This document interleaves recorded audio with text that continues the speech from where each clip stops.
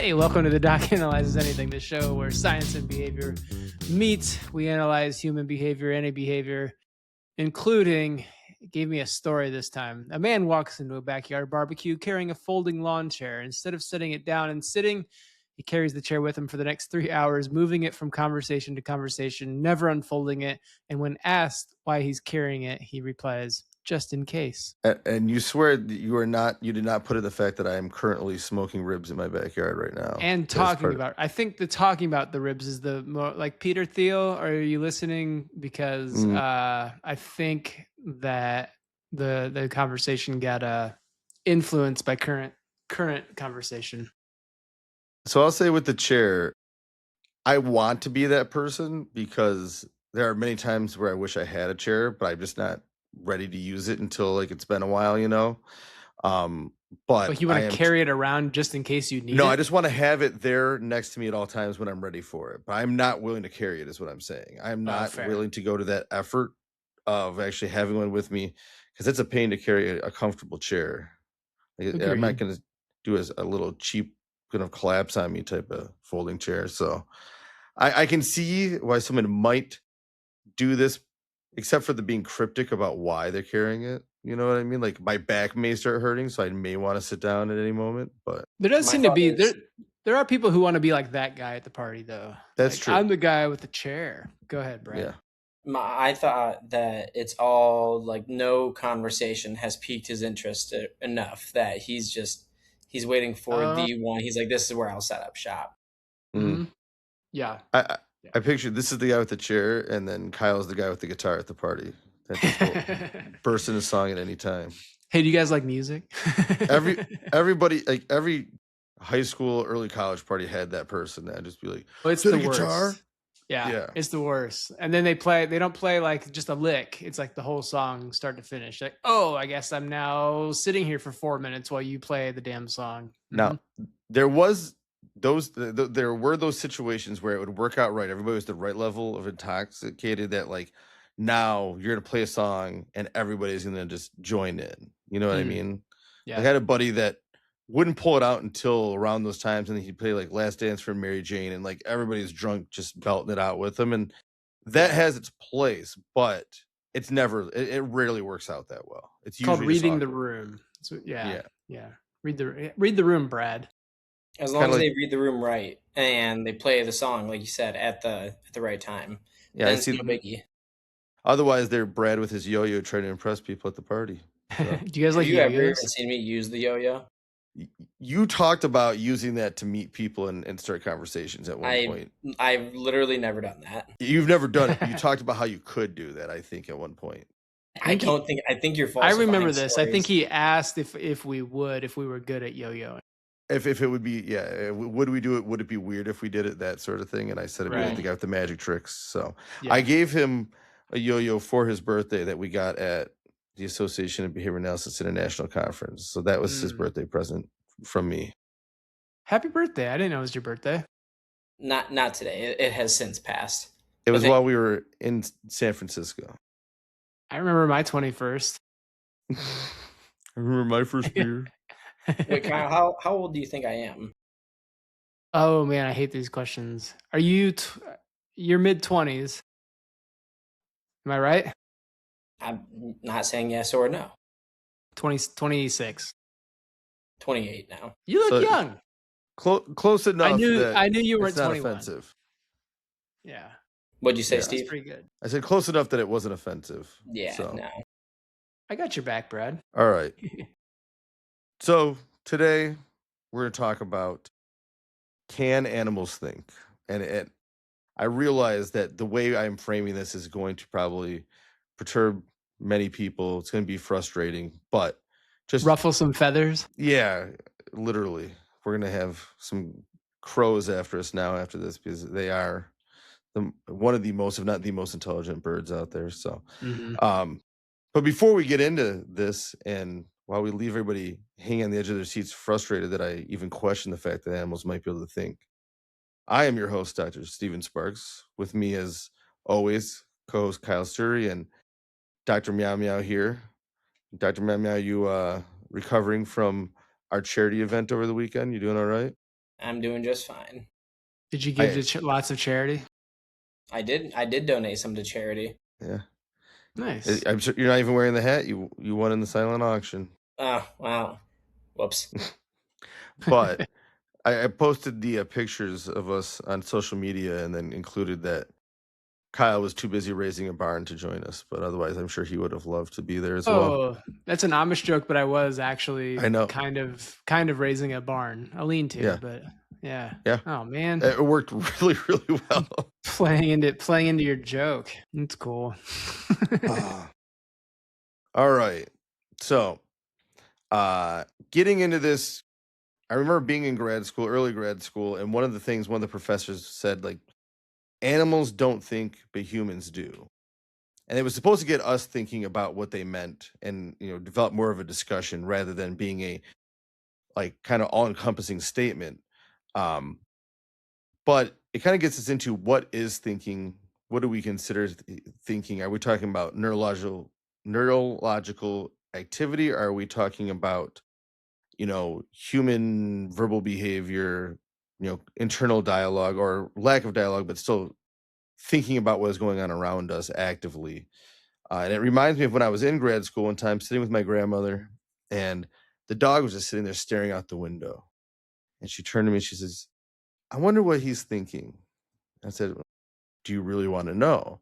And before anybody feels like I've ruined my grandmother's day, month, or year when this conversation occurred, the type of relationship we had, I was 4 when I asked her about certain mythical creatures and deities, if you will, that involved certain holidays and whether they were real. And she said, "What do you think?" And I said, "It doesn't make a lot of sense to me." And she says, "Yeah, but they're fun to think about." And so that's just the type of relationship we had, where she wasn't going to lie to me, and I was going to make sure before I told her my thoughts on the issue that she wanted to know, but she was interested to hear it as well. I told her probably nothing. There's very little that he is sitting there actively thinking about in the moment. He is neurological activity is going on. He's reacting to the environment around him, but he's not just sitting there thinking like, "Oh, is a deer going to come around the corner? I wonder what's that's over there." Like, that language is not available to him to be having those thoughts going on in the head the same way we may think about what we are watching out the window.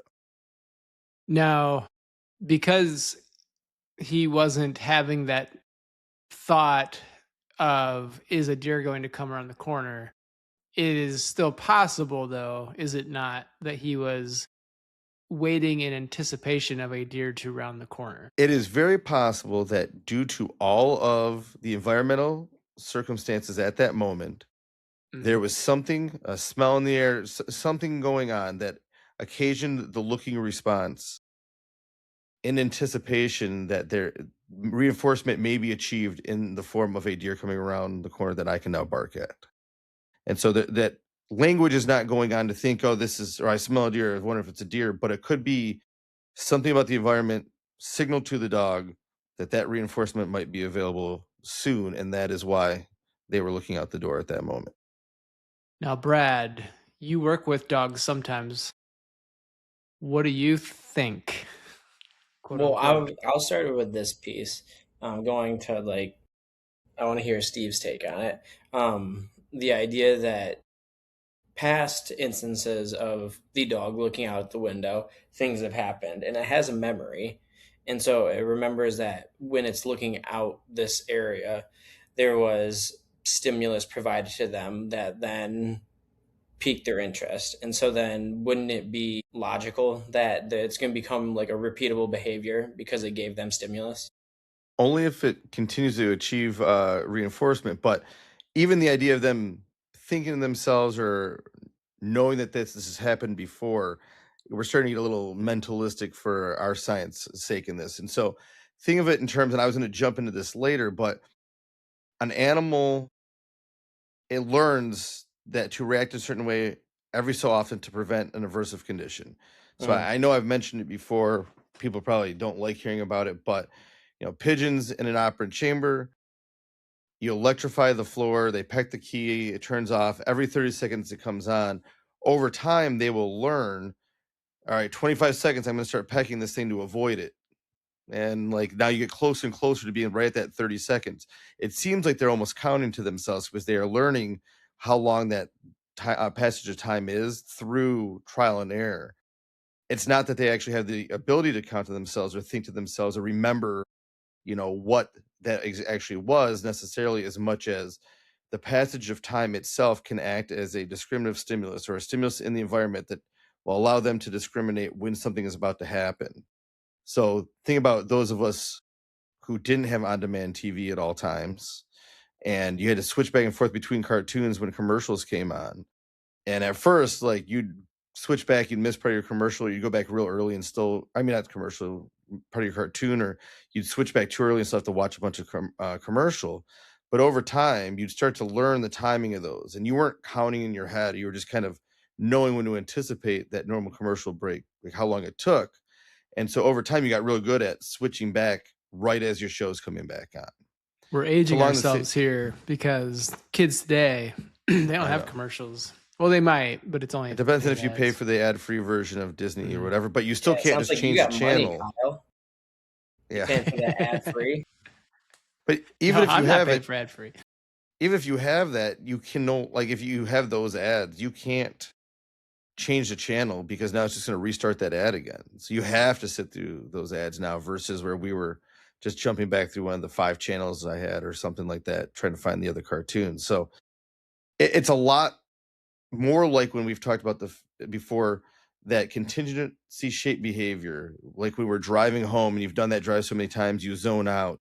But instead of thinking about other things or your day or whatever else is going on, it's just kind of like the blankness as you're taking in your surroundings and then reacting appropriately based on your learning history to that point. So what we're really getting at here is, what is your definition of thinking?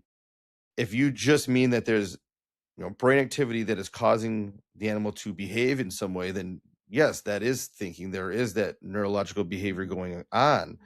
But humans tend to think of themselves and thinking in terms of our verbal behavior, in terms of rule-governed behavior, being able to hear a rule and know how to react and learn something that you've never encountered before because of our language, versus I have this learning history and it's going to determine how I react in this situation because of that direct learning, not because someone's explained it to me in the past, if that makes sense. I don't disagree with you. I'm going to throw some curveballs at you. Maybe this is premature, but there are several animals, elephants, chimpanzees and apes, I think crows, maybe some whales or dolphins who mourn their dead. Well, explain. First you're going to have to define mourning their dead. So an elephant will pick, like if an elephant baby dies, an elephant will usually pick the baby up, caress it, sometimes try to shake it or throw dirt on it to like wake it up. They will crows, I think, don't crows have like actual like funerals? You mentioned crows, but there are crows who like will commemorate. I don't know about like. Go ahead. Funerals, but I do know they can learn complex patterns, and yes, that they tend to be able to mimic as well, or almost as well as parrots and other things like that. But these are all animals too that have demonstrated some like quote unquote higher intelligence than like say a worm or something like that. Although, never mind. I won't get into worm training, but you can do worm training. I know. I had a friend who does worm training for fun, just because you can. What did he say they was using as reinforcers though? Because food doesn't work for them. It's wasn't it light or heat or light or moisture or something? I don't remember. Some sort of light or something like that. But I forget. I think it's because the worms are conditioned to move away from the heat or the light, because if they're out in the direct sun, they'll dry out. And so he was shaping their behavior using light. I do believe you were right there. But again, I'm usually right. Mm-hmm. We have to determine what is it that we mean by thinking. And so is the elephant having a conversation themselves? I need to try to wake this baby up. Or is it that in the past, that type of behavior has either been modeled for them or shaped in them waking their baby up? is it that having my baby is reinforcing, and so I'm going to carry it with me because you can't say no, but it is salient that this reinforcer is no longer the same reinforcer it was, but I'm not willing to give it up for a period of time until it no longer has, or the aversiveness outweighs that reinforcement. So let's talk about dogs and then we'll get into some of the more intelligent animals. But we all see the headlines like, oh, scientists prove dogs are more intelligent than we think they are. They can learn over 1,000 words. What do we mean by learn 1,000 words? Do we just mean that those are stimuli in the environment that they have learned to and can be conditioned to react appropriately to? Right. Or is it that they have a concept formation? And even for dogs that I've seen the videos, you can teach a dog to use the talk buttons, and they will request, or in our lingo, manned for certain items based on the situation, and they'll use it completely appropriately. But it doesn't mean that I understand the concept of, go away or outside or whatever it is necessarily what that means. It just means that I know in the presence of this, I press this button and then this outcome occurs. So looking at have you seen those sorry, but have you seen those dogs that actually say hello and say I love you? Yeah, I saw one the other day where there was people in building furniture, and the dog kept pushing human hi, whatever, and then after a while it's human go away, human go away. It was telling but these I'm talking people about the huskies though, that'll be like, I love you. No, thank you. Growing up, we taught our dog how to say mom. Whoa. I've probably already done this before, but it always reminds me of the old Looney Tunes gag where he's the talking dog, he takes it to the talent agency. He goes, oh, what's on top of the house? Roof. He's like, yep, that's right, it's roof. What grows on trees? And the dog barks. Like, oh, yep, it's bark. Who's the best baseball player of all time? He goes, Ruth. He goes, yep, that's right, Ruth. The guy's like, oh, get out of my office. This is terrible. And they literally kick them out and skidding across the cement. And then the dog looks at the guy, he goes, maybe I should have said DiMaggio. It's it's the same thing as parroting, where the bird mimics and then reinforcement, and then you can teach it to use the thing or actually make a noise that is reinforced based on the outcome and the context. And so it seems like they are speaking to you.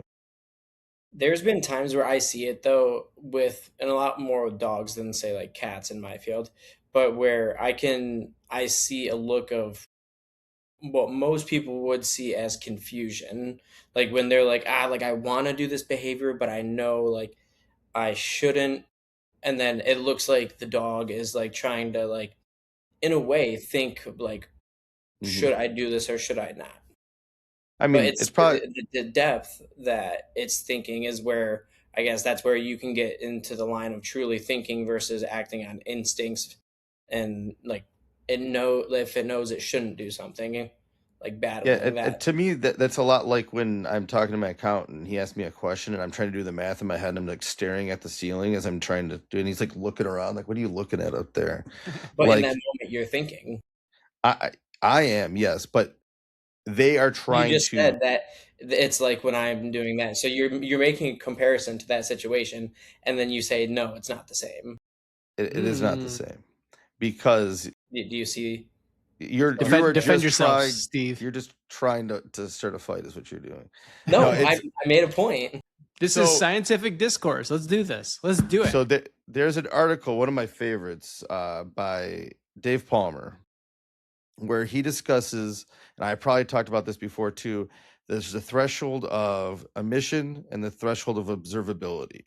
So you have your latent behavior. This does not require verbal behavior or thinking. This can be any situation based on the surroundings around you, the environment, the people you're around, the topics, or if you don't have verbal behavior, the smells, the sights, the sounds, all those things. Certain behavior will start to be occasioned in your repertoire. It doesn't necessarily get strengthened to the point where it's occurring yet, but it is starting to become a little bit strengthened to the point where it's getting close to occurring. So again, thinking about in terms of, I know I've used this example quite a bit, but you're a small child, you want a cookie. You have the MO, you want that cookie. You're not necessarily thinking to yourself cookie yet, but you're just like starting to get the grumbling, and like maybe once it hits the threshold of omission, where now you are actually thinking to yourself, I want a cookie, but it's not occurred out loud yet. It's strengthening your repertoire, but not to the extent where you're actually asking. Now, depending on the environment, if grandma's in the kitchen and she usually gives you a cookie, it will probably be strengthened to the point of observability where it actually will come out loud, versus dad in the kitchen who always tells you, it's almost dinner time. It's going to stay under that threshold of observability, but still be strengthened in the repertoire at that moment. What is likely happening in that animal is some of these different repertoires, these different behaviors are becoming strengthened. Multiple are strengthened at the same time. And what is actually going to occur is kind of in flux with others that could kind of occur at that moment. You have these incompatible behaviors. It's like a bottleneck. Only one or two can occur at one time. Which one is going to achieve reinforcement in that moment? You're trying to, without using verbal behavior, evaluate these surroundings, and then the dog is thinking in terms of having that activity occur, but they're not having an internal dialogue about what should I do here. Yeah. Okay. So because when you were defining thinking, there was a couple different ways that it was said. I mean, yes. So what is the definition, and is there room for leeway within it? And I think everybody can have their own definition here, and that's what I'm getting at. Is you can say a dog is thinking because there's neural activity going on. There is what someone would call cognition occurring as that behavior is being determined in that moment. But what we usually think of in terms of human thinking, if you say, what are you doing? Oh, I'm just thinking. What sets that apart? And that's what I was going to try to get into now is, one, we've already briefly touched on it, is the idea of rule governed behavior. Can you give someone a rule and they can behave correctly in a given situation, having never encountered that before? And the other piece that I would kind of go off of is concept formation. So you have a small child, you're teaching them what a dog is. When you first label dog, and they're first able to label dog, anything furry, tail, four legs, whatever is going to be a dog, but they're not going to be right all the time.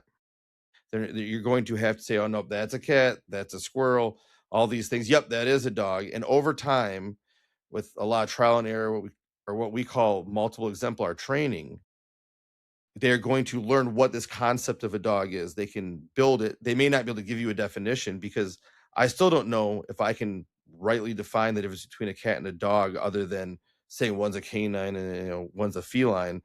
But that doesn't really give you the observable difference between the two. And so it's very hard to define them differently without just encountering that. A dog, on the other hand, might learn to bark in a certain way to go outside, or push on a button that says outside.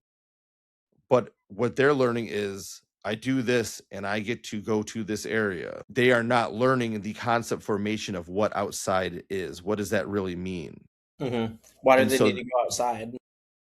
I mean, there's a lot of reasons they may be occasion that behavior might be strengthened. It could be because that's where they go to the bathroom. It could be that there's a squirrel out there they want to chase. It could be that it's warm and I'm cold from the air conditioning. I mean, there's a lot of different possibilities. Chained schedule of reinforcement. Yeah. But generally speaking, the difference between this doesn't require thought in any, well, depending on the definition being used, like that is thought. But it's the complexity is what we're getting at. Yes, the complexity of what humans can do because of our verbal behavior, because of our language, that they cannot do because of their language, is what is setting us apart. And again, what causes the issue here is you want to think that you attribute humanistic characteristics to our animals, our pets, the ones we love. You know what I mean? You want to think our dogs are living the same types of lives we are, or our cats are having the same thoughts and they're just being little rascals in there. But really, their behavior's just been shaped a certain way that now we reinforce it because we see it, kind of fitting what our idea of is thinking or being a rascal or what have you. But they are not having the verbal behavior to have the concept formation of what those things are, is what I'm getting at. And so you can say animals think because there is cognition occurring. It is just at a different level or a different dimension than what humans can do based on these definitions. And so when people say, oh, animals can't think or they do think, you're often talking about two completely different things is really what I'm getting at. And a big aspect. Simple answer. No. A big aspect, though, of thinking is problem solving. And I think that's where verbal behavior becomes one of the, I mean, I don't know if I'll explain it very well, but verbal behavior becomes a reason why what I say I'm doing is thinking versus what a dog might be doing, because problem solving involves a lot of me, even if it's instantaneous or quick, me using verbal behavior to experience consequences that may happen without actually doing them. You know what I mean? If I'm like, I wonder how to get from point A to point B, I could go this way. That's a bad idea because I can't cross the street over here. Or if I might run out of gas if I don't stop, or, I don't know what the situation might be. But when you're problem solving those, like manipulating those SDs and experiencing those before you're actually able to, I think is something that there's no evidence that animals necessarily do. They're much more, and I'm not an animal expert, but they're much more like trial and error, contingency shaped versus following rules that they've developed for themselves in their heads. Did I explain that correctly? Yeah, and even, I mean, following a model, you don't have to experience it yourself for the first time. You could have been taught how to react in a situation by observing others or having like a caregiver animal teach you these things. Like you always hear, oh, these animals must have some level of thought or verbal behavior. They are much closer to humans than other animals because they're using tools. You can have mom monkey showing a baby how to use a rock to open a coconut rather than them having to search around finding the right tool and figure out how to open a coconut. You know what I mean? There's other animals I've seen, opening shellfish and things like that. We know, again, crows will use different tools and bring different trinkets. They'll even observe humans using money at times and try to exchange shiny objects because they see the coin transfer in a marketplace or something like that. But that doesn't mean they have the verbal behavior and they're saying to themselves, oh, I'm going to go buy this with this money exchange. This is a economic type situation. I could barter price with this guy. You know what I mean? It is just, it can be through observation, but that cutoff really seems to be that rule governance, that someone can explain something to you that you've never observed, you've never encountered. And if they do a good enough job explaining to you how it works, you can behave the right way, having never encountered that again at that point.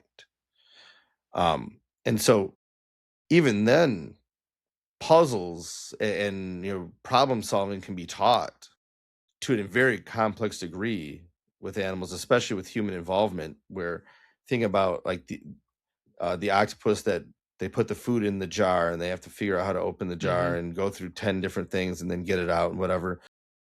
If you give them the most complex one first try, usually they won't get it. They'll get frustrated. They'll stop trying to achieve the reinforcer. But you can easily help them learn that. It just has to be through, like you said, that contingency shaping rather than through rule governance. And so going back to the dogs again, just because they can learn how to react appropriately to over 1,000 commands in extreme cases, it's not every dog. It would sure seem like they have language now.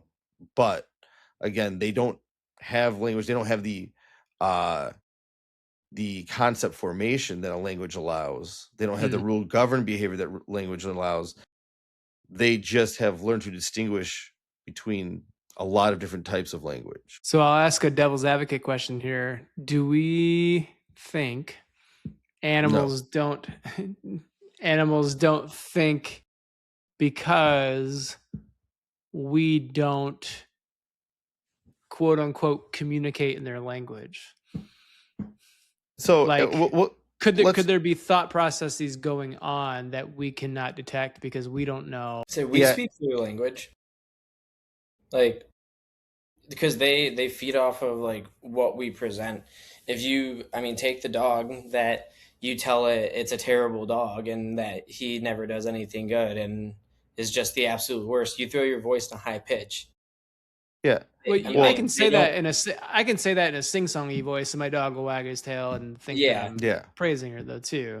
Yeah, well, and so I mean, we're using English as the language, where there's other things that can be verbalized, or even the visual cues that are used that dogs, cats, whatever it may be, that they'll interpret and then understand. And let's say conversely, though, you can learn the difference between your dog's barks.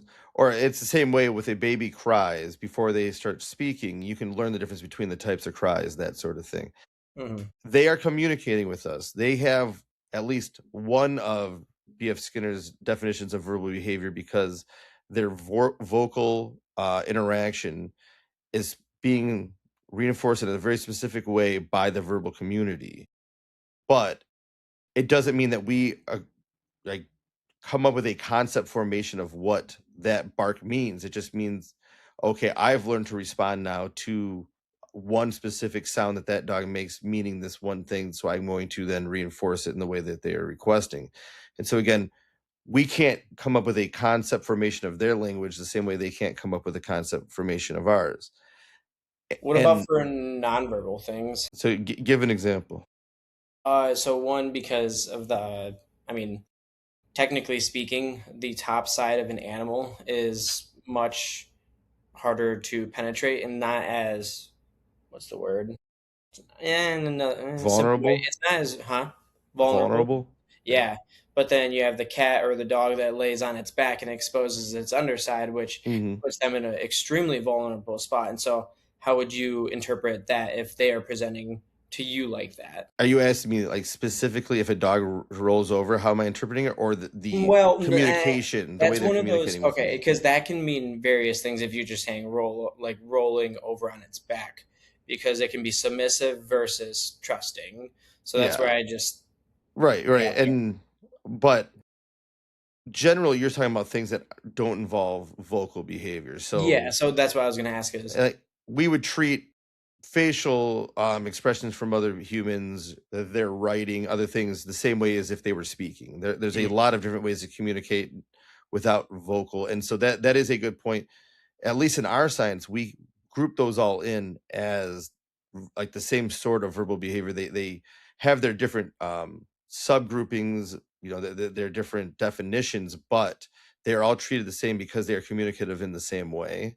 Yeah. And so again, I just said that, it counts as our definition of verbal behavior, some of the behavior they do, but they don't have, what we would call the naming repertoire, for say. And so whereas as a small child, you learn there's a picture of a dog, and this is again back to the concept formation, picture of the dog, written word of the dog, the spoken word dog that you're hearing, all achieve what we would call stimulus equivalence, where they work the same way in our repertoire. They mean the same thing to us when we see or hear them. They are dog.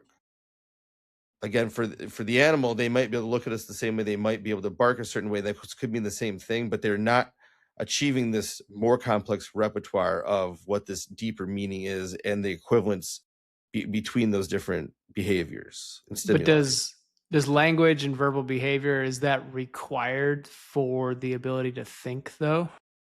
In the definition we were given as behavior analysts, kind of, as long as we are talking about what we're talking, like we don't know for a fact that someone who has never spoken in their life does not, have some of these things going on silently, privately, that we can't, access. But we have to assume, because we have no evidence of it occurring, that it's not. Otherwise, we're going to go around trying to communicate in a way that is not helpful. And so I'm thinking about practicality reasons. You're trying to work with someone, you're trying to, teach someone something. If you give them a rule and they've never expressed any verbal behavior to that point, never vocalized any words, you would likely not expect that to be successful. because you wouldn't assume that they just have all this bottled up hidden language inside. Same thing with an animal. If they cannot process or use our language when we give it to them, and they can't express it themselves, then we would assume that they are not experiencing that internally, just because we have no evidence to suggest they are. And so it doesn't mean they can't be, but there's just no reason to believe that they are at this point. Here's one, and this is pure joking, where you put a deeper meaning and now it knows. You call your cat cat, and so he knows when he looks in the mirror, he goes, that's a cat. And so he knows that all beings that look like him, he says, that's a cat. Does he say that? Yeah, he's internal fully verbal. He just doesn't speak human. He just says meow. This is an episode that I've teeth never grew in, so he just can't formulate the words well. It's not true. Yeah, go ahead, Doc. Analyze that, Doc. This is getting into theoretical verbal behavior that I want to be kind of careful not to bog people down too deeply in. But it reminds me of when Skinner wrote his book, Verbal Behavior. Why he wrote it is he was arguing with a linguist, I believe it was, or maybe it was someone from another field of psychology. And they said kind of like a random nonsense sentence. And they're like, if my behavior is shaped based on my past experiences, explain this. And then they just spewed out nonsense. And he wrote a whole book, he thinks the most important work of his career, based on that one interaction. And so we're not going to sit here and regurgitate 700 pages worth of information to you, but just trust us, Brad. No, what I think you're getting into in this one, and what I have been kind of gnawing at the bit to do an episode on, but I've been told it's so theoretically dense that I might lose people if we don't get them interested in our conversations ahead of time, is what is the idea of the self in general?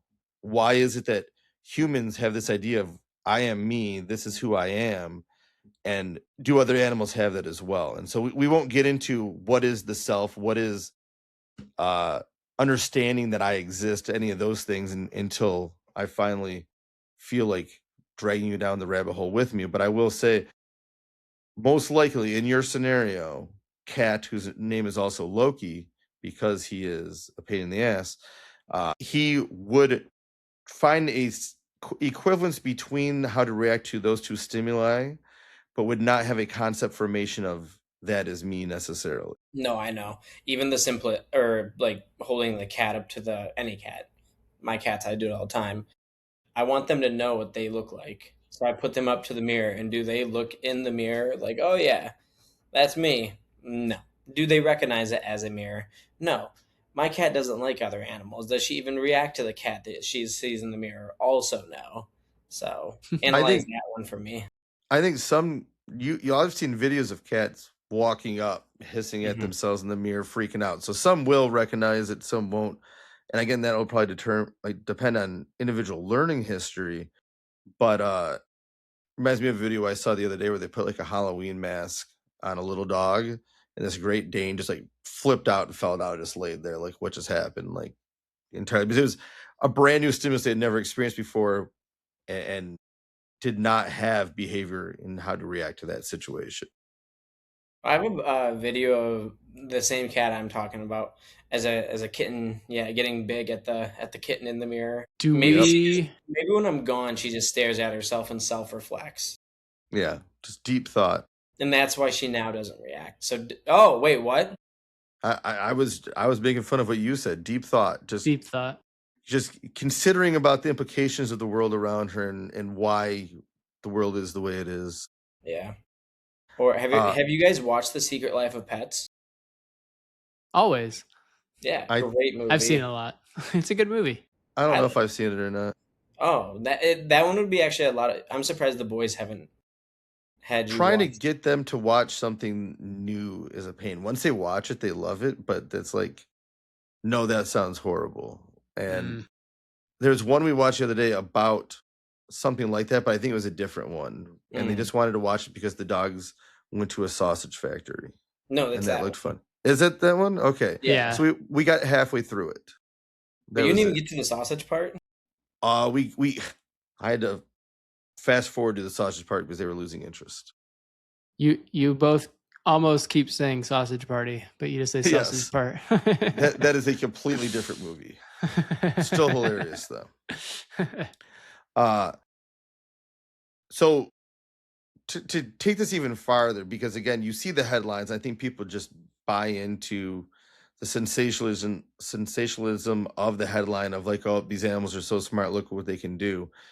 According to research at UC Berkeley, whale sounds might be so complex that they're actually functioning as vowels and consonants in the noises they are making with one another. And they can convey information thousands of miles because of it. So do you think at that point we should be able to consider that language at the same level or not? Again, knowing that we don't know how complex this really is. This is just like basically if we were trying to intercept, alien communications and decipher what was being said, that sort of thing. I mean, you're speaking on a hypothesis, and so yes. I mean, there's no reason to not see it go further with different studies. I think that's fair. I think it's interesting, and again, this is kind of the difference between a linguistic approach to verbal behavior and a behavior analyst approach. To them, the form of the behavior, the function of the parts of language are what's important. And so I mentioned it before, I'm sure, but that's why, what's his name that hated verbal behavior? Chomsky. Yeah, Noam Chomsky fought on everything behavior analytic and everything that B.F. Skinner did. He'd come out against it because to him, the form of the sentence and the meanings of the different parts of the sentence and how they are put together are what mattered. Where from a behavior analytic standpoint, it's just the function of the behavior that matters. You can say anything. If it achieves your reinforcement, what's it matter what you said? And so we go back again to like the caveman days. I grunt, point to the sky, and it's raining. That has the same function as me saying, hey, it's raining outside. It doesn't matter the form necessarily. But knowing that it also makes sense why our language had to get so complex, because I say and that means rain. That grunt specifically means rain, and it's not raining out. Now I'm going to be punished by the listener, the verbal community around me for being incorrect. But if we develop language now where I can say, hey, I think it might be raining outside. Now, if you're wrong, you may be told, nope, it's not raining, but you are not going to receive punishment the same way as if you were dead wrong. And so, no, it's not raining today. And instead of like, you jerk, you made me grab my umbrella, I put on a raincoat and all that for nothing. Thanks a lot. You know what I mean? And so the complexity of our language. Cavemen, they had the raincoats, the umbrellas, right, but not the ability to say it's not right. I've seen those old cartoons where they get struck by lightning. Innovation's a funny thing. Yeah. Yeah. But you can see how it's what we call autoclitic behavior, or these qualifying statements that fill in the gaps and give you kind of an out if you're not 100% correct, or allow for deeper meaning than what you say. And so like if you say it's hot outside or it's hot in here, you might be actually saying to someone, hey, do you mind turning on that fan or turning on the air conditioning or turning up the air conditioning? But you say it in a way that is less offensive to them or not demanding something of them. You're just kind of what we call a hidden demand of like, oh, it sure is warm. You mind, making it more comfortable for me if it's cool with you? Because the way it comes out could either be punished or reinforce it in like the way that you don't want to be. A lot of different things could occur. Whereas to the linguist, they're more worried about, okay, where was the emphasis? Where did the wording come out? What was it the correct syntax? Was it the correct formation and order of things? And to us, it's like, cool, but did I get to cool down? You know what I mean? Like, and so the rules of language became much more important as you were able to teach it to other people, and then there'd be questions like, oh, this doesn't seem to fit this kind of rule that you've established without giving me the rules. So now we're establishing rules. We're having these conversations back and forth, and it becomes more and more complex until you get this linguistic framework. But again, if you can just send me one of those damn emojis and I know what the hell you're talking about, does it even matter what the form of the language was at that point? You know what the emojis mean. I just know that you need to stop sending me those eggplants all the time. I don't know. Like that was a good one. The Office. Why use more word, less word work better? And again, probably a more verbal behavior long form episode sometime. But I will say, and I've made the joke before, that I think emojis could, and I'm somewhat tongue in cheek, but like could be the downfall of our society, because the amount of language that is lost. Like think about with spell correct, how bad you are at spelling words now compared to like when I was little before I had a cell phone. I was a pretty good speller. Now, like I can't remember how to spell simple words because I don't need to spell anymore. Anything because you do the swipe to text. Yeah, that's because my fingers, I hit the wrong buttons all the time. That is a wild. That's a wild take, Steve. The swipe to text. Listen, yeah. At the time that I started using having a Google phone. Let's analyze that behavior. At the time I started using swipe to that's text. for the analyzing the doc episode. Yeah, are you ever gonna like get that ready for us, or am I? No, sorry, I have another actual job. Brad, zing after zing. I like it. The swipe though, back when it first came out, they were like doing competitions, and the people that were the fastest typers were using the swipe, and so it seemed easiest, most beneficial, less effortful to use swipe, but it constantly gets the words wrong, and I am too lazy to fix it most of the time. So I just text pure nonsense a lot of the time. What's less impressive, finishing a Rubik's Cube with that kind of speed or putting together a paragraph? Well, since my paragraph is going to be non-coherent, probably the Rubik's Cube. Or solving a Rubik's Cube in 5 minutes, or solving it incorrectly in 1 minute. It's essentially what you do. You just keep throwing it around. They say done. They say there's not even double of any color on one of these. Yeah, sides. But I use swipe. I use the swipe to text. Yeah. So it was a lot easier. So there you go. Some of these colors are in the right spot. You just put them together. Yeah. Imagine now the parts of language we may start losing when we're just saying things like LOL or putting in emojis. Over time, the actual verbal behavior starts to break down. It becomes less complex, and you lose some meaning there over time. And so that is why I somewhat jokingly suggest that that all emojis are the devil, and it's going to cause the downfall of our society, because we may find someday that generations from now, they don't even know how to write a sentence anymore, because why do that when our pictographs, much like the hieroglyphics from thousands of years ago, work just as well or faster? Are you saying it's like better like the old telegram style where they're like, my dear Adelaide, I was moved to tears of joy by your retort. I think anytime you have to say stop between every sentence, it's he wants better. Morse code. Yeah. I think anytime you take me back for when I could like get away with like a bowler hat and without looking weird, I'd be all for it. Wait, what?